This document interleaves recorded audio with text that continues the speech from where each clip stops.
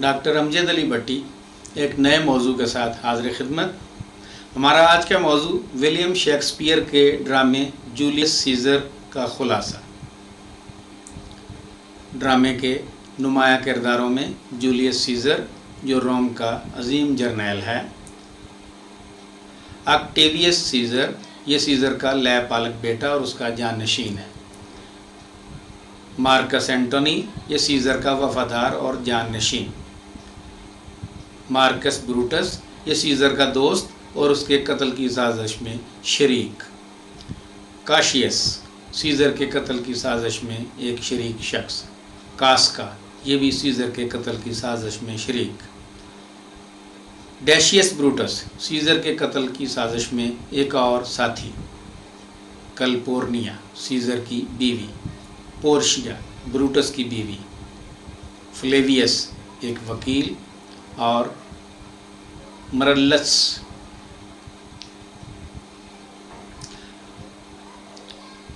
आइए अब ड्रामे का खुलासा सुनते हैं। 44 कबल मसीह की बात है। रोम में जूलियस सीज़र एक अजीम जर्नैल और फातेह की हैसियत से पहचाना जाता था। जब वो अपनी शानदार फतवात से फारग होकर रोम पहुंचा तो वहाँ के लोगों ने उसका एक कौमी हीरो की हैसियत से इस्तकबाल किया। दूसरी जानब रोम में बहुत से लोग ऐसे भी थे जो सीज़र की बढ़ती हुई ताकत से खौफज़दा थे। उन लोगों में सीज़र के बहुत सारे दोस्त भी शामिल थे। उनका ख्याल था कि सीज़र के अज़ाइम नहायत ख़तरनाक हैं। वो मुल्की मामलात पर गलबा हासिल करने के लिए रोम का बादशाह बनना चाहता है।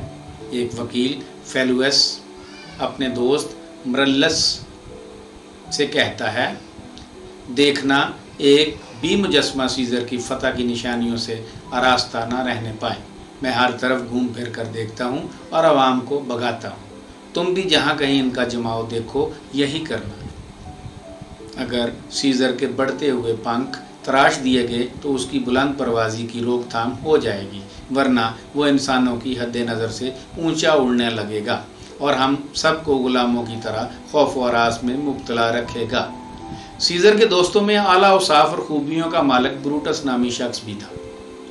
वो हमावक्त जज्बा उबल वतनी से और अपने मुल्क की खातिर हर मुमकिन कुर्बानी देने की ख्वाहिश रखता था।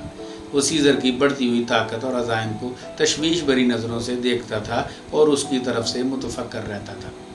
उसके ख्याल में सीज़र में खुद पसंदी और गुरूर पैदा होता जा रहा है। वो अपने आप को एक देवता समझना लगा है और अपने आप को दूसरे इंसानों से आला और बरतर समझता है। एक दिन ब्रूटस अपने बेनोई काशियस से मिला। जूलियस सीज़र इस वक्त कौमी खेल देखने अपूड रोम गया हुआ था। वहाँ उस वक्त हज़ारों की तादाद में लोग अपने कौमी हीरो को देखने पहुँचे हुए थे। काशियस को डर था कि लोग वहाँ सीज़र को बादशाही का ताज पेश करेंगे। उसे और ब्रूटस को इतनी दूर से भी अपूड रोम के लोगों के नारे लगाने और शोर मचाने की आवाज़ें सुनाई दे रही थीं। ब्रूटस भी इस बात से डर रहा था कि कहीं लोग सीज़र को रोम की बादशाही का ताज पेश करके उसे अपना बादशाह ना बना लें। वो काशियस से कहता है, मैं हरगिज़ नहीं चाहूँगा, फिर भी मुझे सीज़र से लगाव है। बहरहाल वो कौन सी बात है जो तुम मुझसे कहना चाहते हो? अगर इसका ताल्लुक अवाम की भलाई से है तो चाहे मेरी नज़रों के सामने एक तरफ इज़्ज़त नफ्स और दूसरी तरफ मौत ला कर रख दी जाए, मैं दोनों को एक सा खातर में लाऊंगा। देवता तौफीक दें कि इज़्ज़त नफ्स मुझे इससे कहीं ज़्यादा अजीज़ हो कि मैं मरने से डरूं। काशियस रोमन पार्टी का मेंबर था और वो हरगिज़ न चाहता था कि सीज़र बादशाह बन जाए। उसे उसके साथियों ने ब्रूटस के पास इसलिए भेजा था कि वो इस मामले में ब्रूटस को अपना हमनवा बनाने की कोशिश करे। सीज़र का दोस्त होने के साथ साथ ब्रूटस एक बहादुर सिपाही भी था। रोम के लोग उससे बहुत मोहब्बत करते थे और उसकी रहनुमाई में चलने को तैयार रहते थे।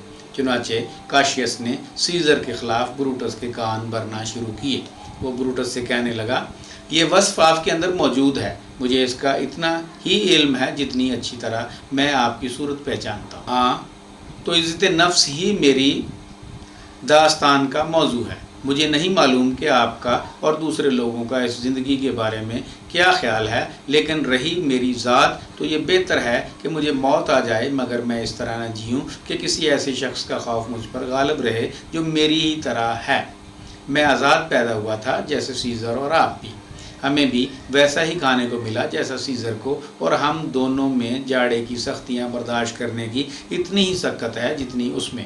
مجھے واقعی حیرت ہے کہ ایسی کمزور طبیعت کا آدمی اس بازمت دنیا میں سب سے بازی لے جائے اور فتح کا سہرا تنہا اس کے سر رہے۔ دونوں سیزر کو قتل کرنے کے فیصلے پر متفق ہو گئے اور اگلی صبح کے انتظار میں اپنے گھروں کو چلے گئے۔ جب بروٹس کاشیس سے رخصت ہو کر چلا گیا تو وہ اپنے دل سے باتیں کرنے لگا۔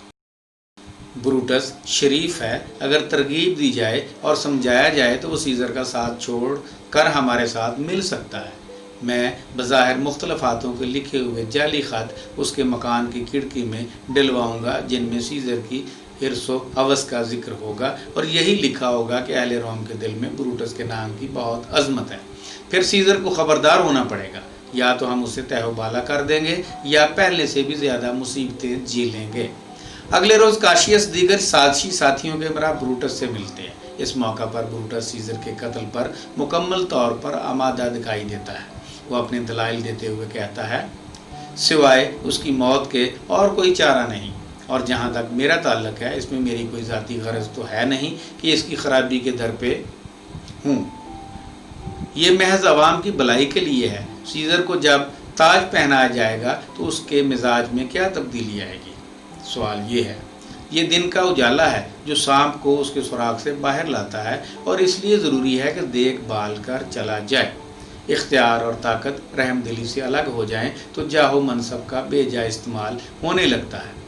یہ عام تجربہ ہے کہ انکساری شروع میں جاہ طلبی کے لیے ایک زینہ ہوا کرتی ہے جسے اوپر چڑھنے والا برابر مڑ کر دیکھتا رہتا ہے، مگر ادھر وہ سب سے اونچی سیڑھی پر پہنچا نہیں اور اس نے زینے کی طرف سے منہ پھیر لیا، اور نچلی سیڑھیوں سے اسے اوپر پہنچنا نصیب ہوا تھا۔ انہیں حقیر سمجھتے ہوئے آسمان کی جانب نظر دوڑانے لگتا ہے۔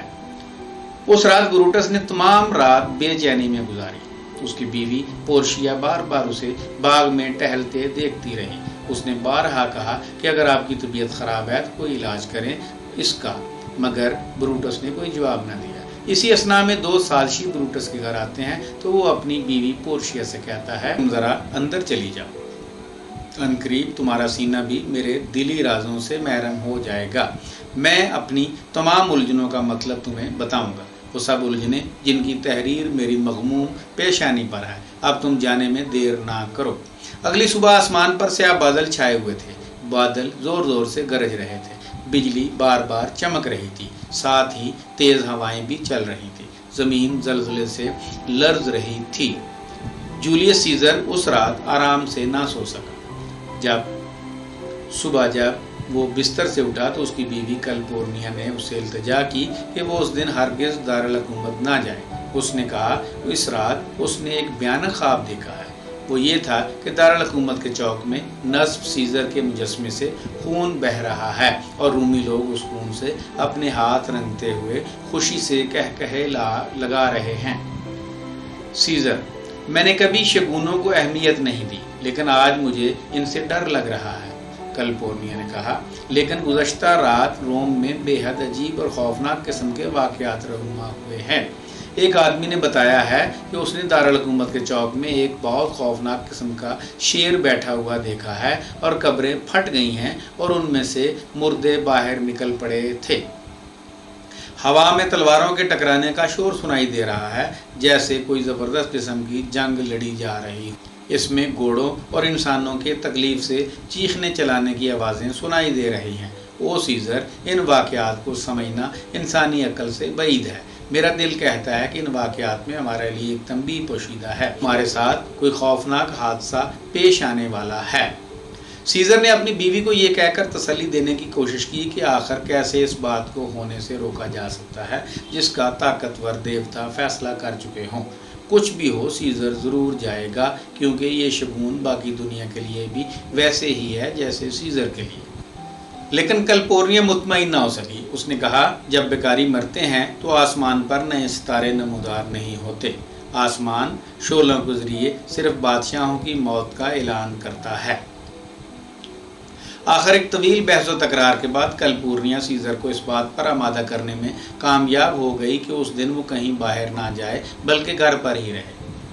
کاشیس نے جب یہ دیکھا کہ اس روز سیزر گھر سے باہر نہیں نکل رہا ہے تو اس نے ڈیشیس کو اس کے گھر بھیجا تاکہ وہ اسے اپنے ساتھ دارالحکومت لے آئے۔ ڈیشیس جب سیزر کے گھر پہنچا تو کلپورنیا نے اس سے کہا کہ وہ سیزر کو اس دن ہرگز گھر سے باہر نہیں نکلنے دے کیونکہ وہ سیزر کی جان کو خطرے میں محسوس کرتی ہے۔ ڈیشیس یہ سن کر ہنس دیا۔ کیوں؟ تمہیں ایسا ڈر کیوں محسوس ہوتا ہے؟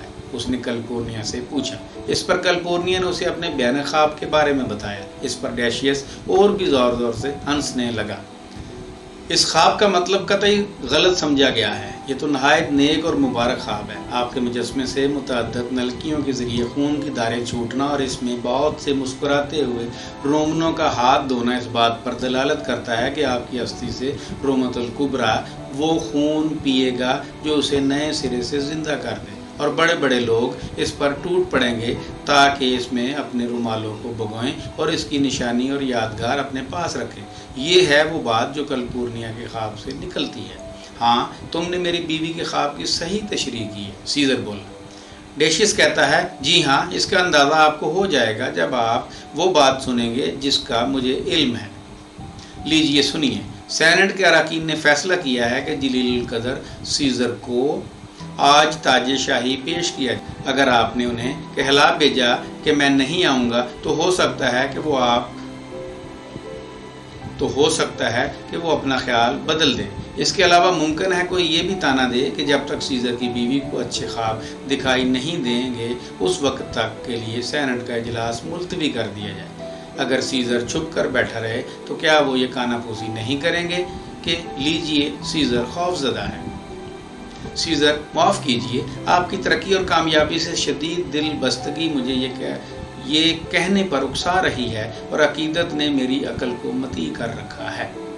ڈیشیس سیزر کی کمزوریوں سے خوب آگاہ تھا۔ سیزر جو ایک بے حد بہادر جرنیل اور عظیم فاتح تھا، بھلا یہ کیوں کر برداشت کر سکتا تھا کہ اسے بزدل کے لقب سے پکارا جائے؟ وہ اپنی بیوی کی طرف مڑا اور بولا، تمہارے اندیشے اب کس قدر مہمل معلوم ہوتے ہیں۔ میں شرمندہ ہوں کہ میں ان سے متاثر ہوا، میرا لبادہ دو، میں جا رہا ہوں۔ یہ کہہ کر اس نے اپنا لباس اپنے گرد لپیٹا اور ڈیشیس کے ساتھ دارالحکومت روانہ ہو گیا۔ سیزر کو معلوم نہ تھا کہ اس کے دشمن اس کے خلاف کون سی چالیں چل رہے ہیں۔ وہ سب اس وقت دارالحکومت میں جمع تھے۔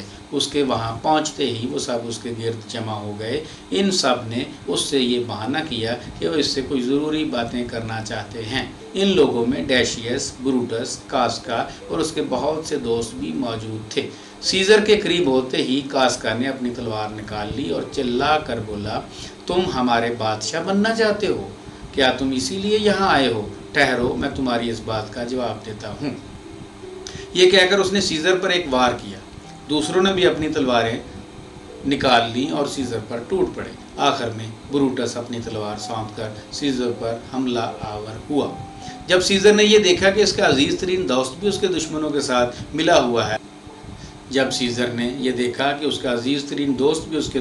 ساتھ ملا ہوا ہے تو وہ دکھ بھری آواز میں چلایا، بروٹس تو گر ہی جا اے سیزر، اب تیرا گر ہی جانا اچھا ہے۔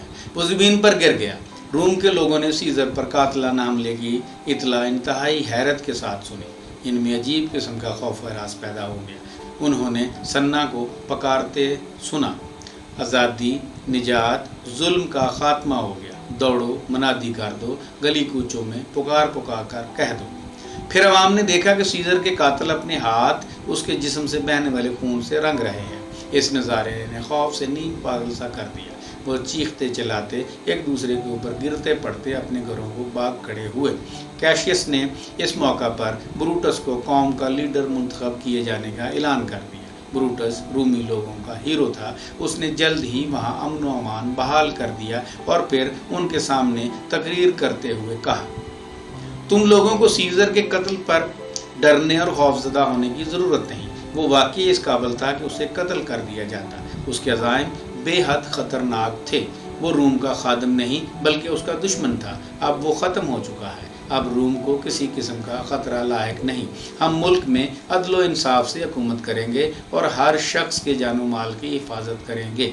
اس کی تقریر نے لوگوں کو کچھ مطمئن سا کر دیا۔ پھر جب اس نے کہا کہ وہ اپنی باقی تقریر دارالحکومت کے بڑے چوک میں جا کر مکمل کرے گا اور ان کے سامنے سیزر کے قتل کی وجوہ تفصیل سے بیان کرے گا، تو سب لوگ بڑے چوک کی سمت ہو لیے۔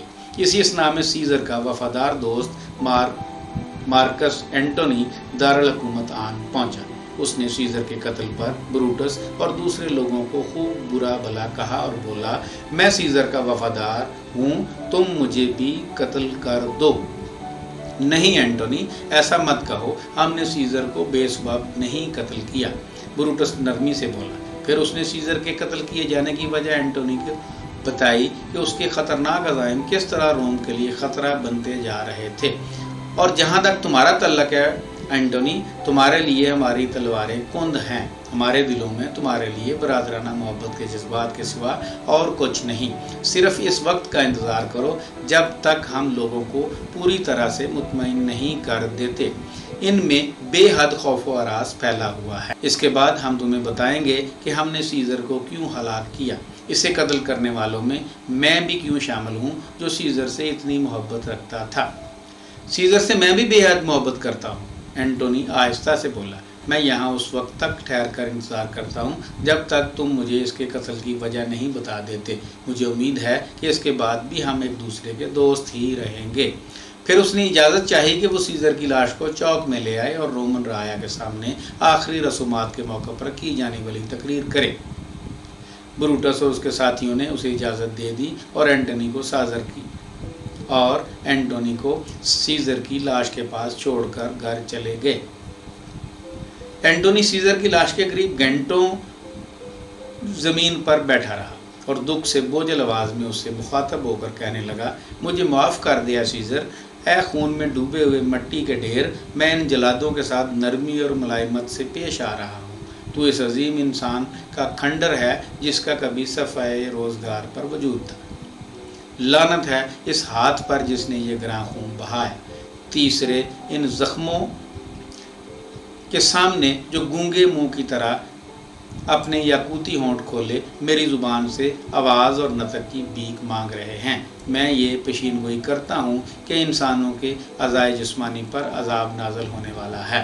داخلی شورشوں اور شدید خانہ جنگیوں سے روم کے تمام حصے پریشانی میں آ جائیں گے۔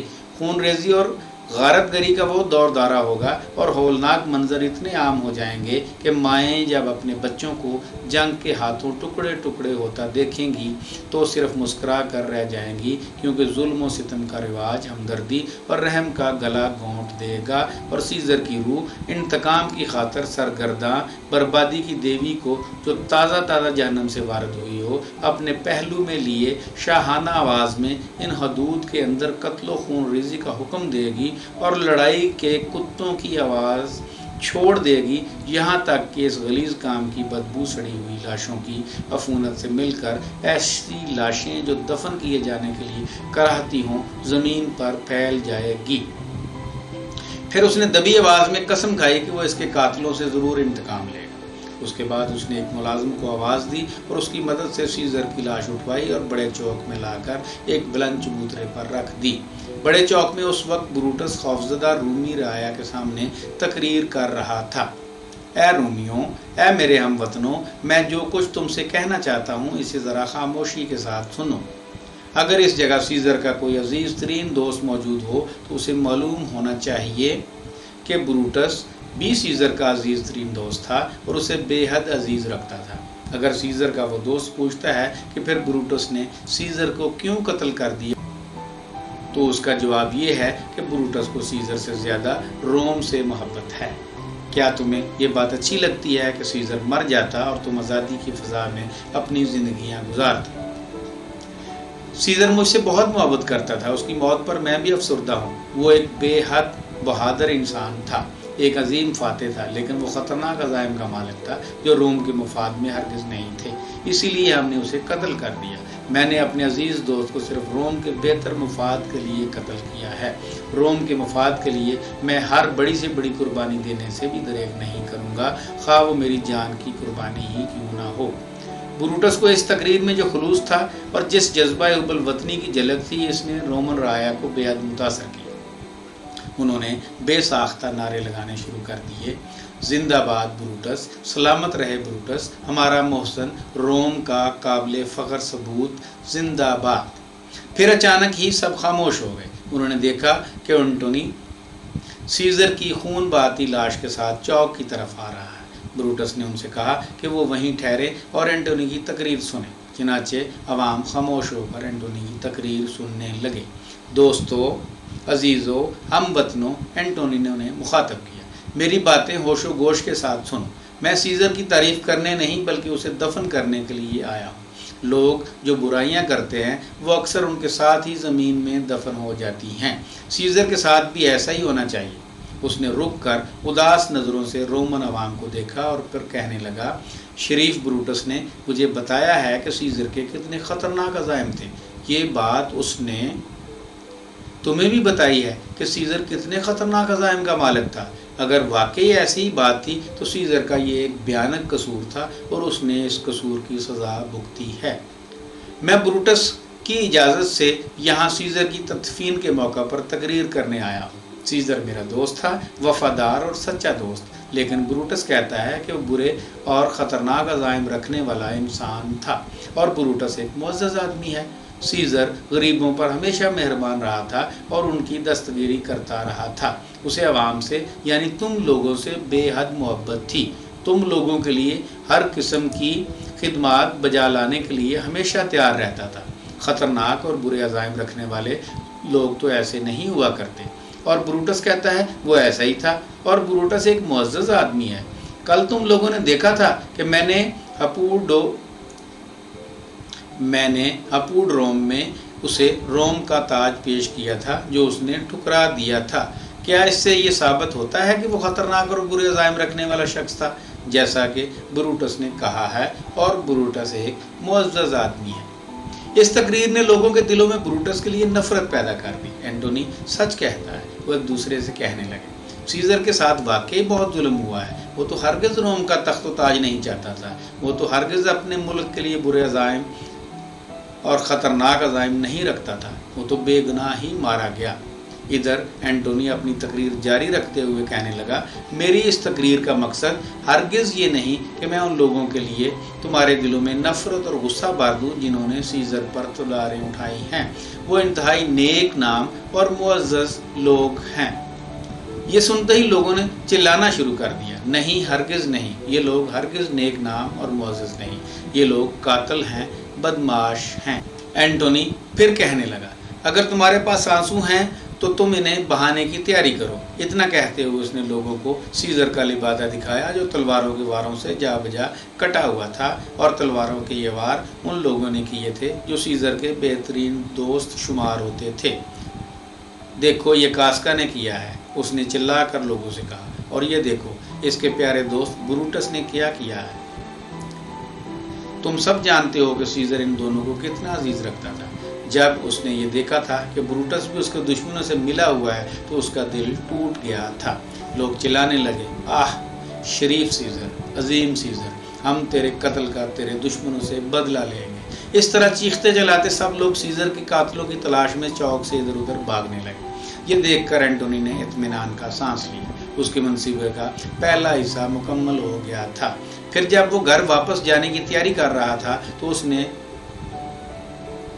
اس کا ایک خادم اس کے پاس آیا۔ وہ اس کے پاس 2 خوشخبریاں لے کر آیا تھا۔ پہلی خوشخبری یہ تھی کہ بروٹس اور اس کے سب دوست عوام کے غیظ و غضب کے خوف سے بے عجلت تمام شہر سے فرار ہو گئے ہیں، اور دوسری خوشخبری یہ تھی کہ سیزر کا وفادار جرنیل اوکٹاویس سیزر کی ایک بڑی فوج کے ساتھ روم آ پہنچا ہے۔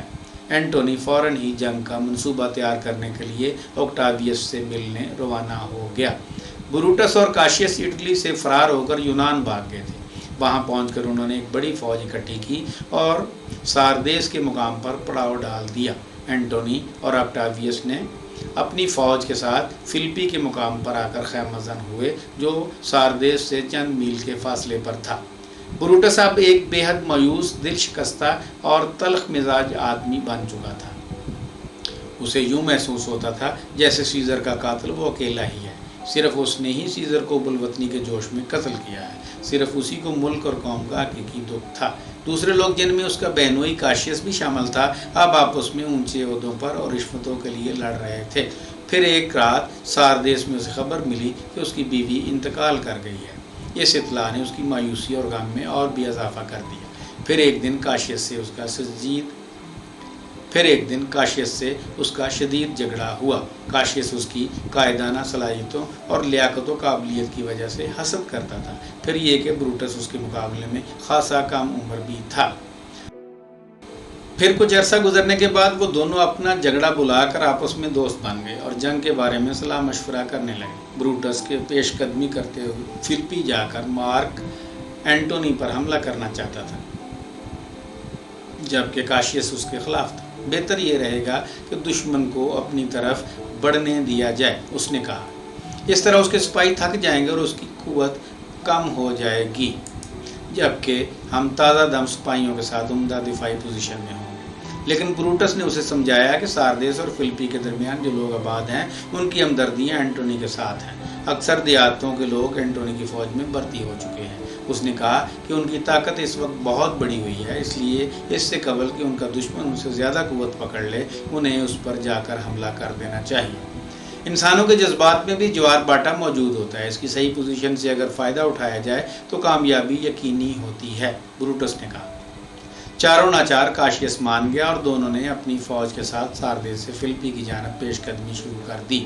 اوکٹاویس اور مارک اینٹونی کو اس خبر سے بے حد مسرت ہوئی۔ وہ بہترین دفاعی پوزیشن فلپی کا میدان جنگ اس لحاظ سے کچھ عجیب نقشہ پیش کر رہا تھا کہ دونوں دشمنوں کے سپاہیوں کی وردیاں اور ہتھیار ایک جیسے تھے اور ان کے لیے دوست دشمن کی تمیز کرنی مشکل تھی۔ بروٹس اور کاشیس کی فوج میں ایک دوسرے کے لیے حسد اور بدخواہی کے جذبات پھیلے ہوئے تھے، جبکہ اینٹونی اور اوکٹاویس کی فوج میں باہمی اتفاق و اتحاد کے جذبات اپنے عروج پر پہنچے ہوئے تھے۔ کاشیس نے اپنے ایک فوجی سالار کے سامنے اعتراف کرتے ہوئے کہا کہ وہ فوج کو اتنی دور سے میدان جنگ میں لانے کے حق میں نہیں تھا، کیونکہ طویل پیش قدمی فوج کو تھکا دیتی اور اسے میدان میں لڑنے کے لیے بہتر پوزیشن بھی حاصل نہیں ہو سکتی۔ اب یہ حال تھا کہ اوکٹاویس اور اینٹونی کی فوج بالکل تازہ دم اور تر و تازہ تھی اور بہترین پوزیشن میں تھی، اور خود ان کی فوج تھکی ماندی اور کم ہمت تھی۔ کاشیس نے یہی بات بروٹس سے بھی کہی اور اس سے پوچھا، اگر ہم یہ جنگ ہار گئے تو تم کیا پسند کرو گے کہ تمہیں قیدی کی حیثیت سے روم لے جایا جائے اور اس کی گلیوں بازاروں میں پھرایا جائے؟ بروٹس نے کہا کہ وہ اپنی جان دے دے گا لیکن دشمن کے ہاتھ قید ہونا ہرگز پسند نہیں کرے گا۔ پھر دونوں آدمی فوج میں اپنے اپنے حصے کی کمان کرنے کے لیے ایک دوسرے سے جدا ہو گئے۔ اس وقت ان کے دل و دماغ پر مایوسی طاری تھی، وہ اپنی کامیابی کی طرف سے ہرگز پر امید نہ تھے۔ جنگ تمام دن جاری رہی۔ شام ہوتے ہوتے یہ صاف دکھائی دینے لگا کہ اینٹونی اور اوکٹاویس فتح یاب ہوں گے۔ اسی وقت ایک قاصد کاشیس کے پاس پہنچا اور اسے اطلاع دی کہ اس کے پڑاؤ پر دشمن نے قبضہ کر لیا ہے۔ وہ دراصل بروٹس کے سپاہی تھے، جنہیں کاشیس نے اینٹونی کے سپاہی سمجھ لیا، اور مایوسی کی حالت میں اس نے تلوار نکال کر خود اپنے ہاتھوں سے اپنا خاتمہ کر لیا۔ تھوڑی دیر بعد بروٹس بھی وہاں آ گیا۔ اس نے جب اپنے بہنوئی کو یوں مرے ہوئے دیکھا تو وہ خوفزدہ ہو کر چلایا، اے جولیس سیزر، تو اب بھی طاقتور ہے، تیری روح ہم میں موجود ہے اور ہمیں آپس میں لڑوا رہی ہے۔ اس کی ہمت اب جواب دے چکی تھی، وہ اپنے آپ کو ابھی سے شکست خوردہ محسوس کرنے لگا تھا۔ تاہم اس نے اپنی فوج کے باقی ماندہ حصے کے ساتھ بڑی بہادری سے دشمن کا مقابلہ کیا اور بڑی بے جگری سے لڑتا رہا۔ اس کی قسمت میں شکست لکھی جا چکی تھی۔ شکست ہوتے ہی وہ اور اس کے چند دوست میدان جنگ سے بھاگ اٹھے اور اس کی آدھی سے زیادہ فوج قیدی بنا لی گئی۔ اینٹونی نے اپنے سالاروں کو حکم دیا کہ وہ قیدیوں کے ساتھ نرمی کا برتاؤ کریں۔ میں ایسے آدمیوں کو اپنا دشمن بنانے کی بجائے دوست بنانا پسند کروں گا، اس نے کہا۔ پھر اس نے حکم دیا کہ بروٹس کو تلاش کر کے اسے اوکٹاویس کے خیمے میں لایا جائے، لیکن اس کے سپاہیوں کو تلاش کرنے پر زندہ بروٹس کی بجائے اس کی لاش ملی۔ اس نے اپنی تلوار سے اپنا خاتمہ کر لیا تھا۔ اس کی روم کی عظمت اور رومی عوام کی بھلائی کی تمام امیدیں خاک میں مل گئی تھیں۔ وہ رومی عوام کے لیے جو کچھ کرنے کے ارادے کیے ہوئے تھا وہ سب خاک میں مل گئے تھے۔ اسی مایوسی اور نا امیدی کی حالت میں اس نے یہ مناسب سمجھا تھا کہ وہ بھی کاشیس کی طرح اپنے ہاتھوں سے اپنی زندگی کا خاتمہ کر لے۔ جب سپاہی بروٹس کی لاش اینٹونی کے پاس لائے تو وہ اس کے سامنے گھٹنوں کے بل زمین پر بیٹھ گیا۔ اسے اس انتہائی بااصول اور باوقار اور عزت دار آدمی کے لیے ایسے حسرت ناک انجام پر ناقابل بیان دکھ اور صدمہ محسوس ہو رہا تھا۔ یہ روم کا قابل فخر فرزند تھا۔ اس نے کہا، یہ تمام رومیوں میں سب سے بہتر اور سب سے اچھا تھا۔ دوسروں نے جو کچھ کیا ہے وہ عظیم سیزر سے حسد کے جذبے کے تحت کیا ہے، مگر بروٹس نے جو کچھ کیا وہ سب رومی عوام کی بھلائی اور ان سے سچی ہمدردی کے جذبے سے کیا۔ پھر وہ اپنی جگہ سے اٹھ گیا اور اپنے سپاہیوں سے بولا وہ بروٹس کی لاش کو اس کے پڑاؤ پر لے جائیں تاکہ وہاں اس کے شایان شان رسم تدفین انجام دی جا سکے۔ اوکٹاویس کہتا ہے، ہمیں چاہیے کہ ان کے فضل و کمال کی رعایت سے ان کا پورا احترام محفوظ رکھیں اور ان کی تجہیز و تکفین تمام مراسم کے ساتھ عمل میں لائیں۔ آج رات ان کی لاش میرے خیمے میں رہے گی اور جیسا کہ ایک فوجی کے حق میں ہونا چاہیے اس کی پوری تعظیم کی جائے گی۔ فوجیوں کو حکم دیا جائے کہ لڑائی روک دیں اور ہم یہاں سے روانہ ہوں تاکہ اس یوم سعید کی عزت و ناموری کو آپس میں تقسیم کریں۔ یہ تھا مختصر خلاصہ جولیس سیزر کا۔ آپ کا بہت شکریہ۔